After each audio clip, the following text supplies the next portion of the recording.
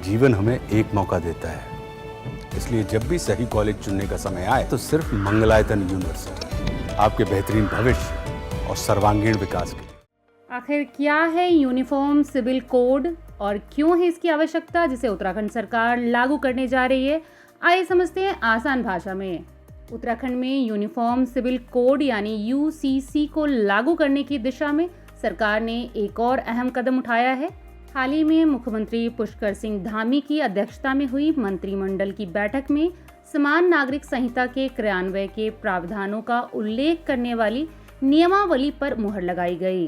प्रदेश सरकार समान नागरिक संहिता को इसी माह लागू करने की प्रतिबद्धता बार बार दोहरा चुकी है। ऐसे में उम्मीद इस बात की है कि 26 जनवरी को इसे लागू करने की घोषणा कर दी जाएगी। यूसीसी को लागू करने के लिए मंत्रिमंडल ने सीएम धामी को अनुमति दे दी है। यूसीसी को समान नागरिक संहिता भी कहते हैं। आखिर क्या है यूनिफॉर्म सिविल कोड? उत्तराखंड राज्य में यूनिफॉर्म सिविल कोड का उद्देश्य सभी नागरिकों के लिए एक समान कानून व्यवस्था लागू करना है, चाहे वे किसी भी धर्म, जाति या समुदाय से संबंधित हों।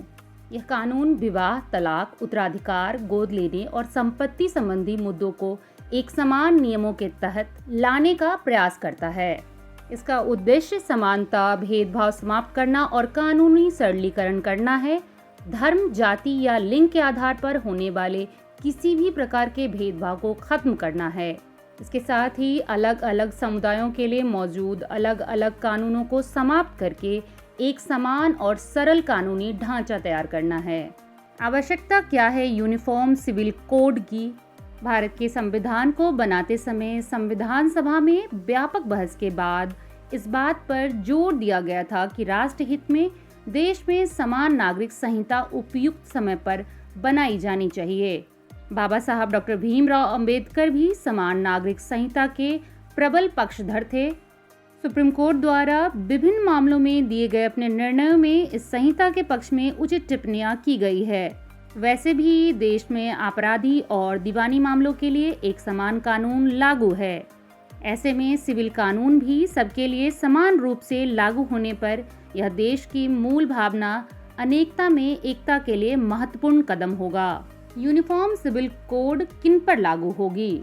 राज्य के सभी निवासियों के साथ ही राज्य सरकार के सभी कार्मिकों, राज्य में कार्यरत केंद्र सरकार या उसके उपक्रम में कार्मिकों, राज्य में 1 साल से निवासरत व्यक्तियों, केंद्र व राज्य की योजनाओं के लाभार्थियों पर यह लागू होगी।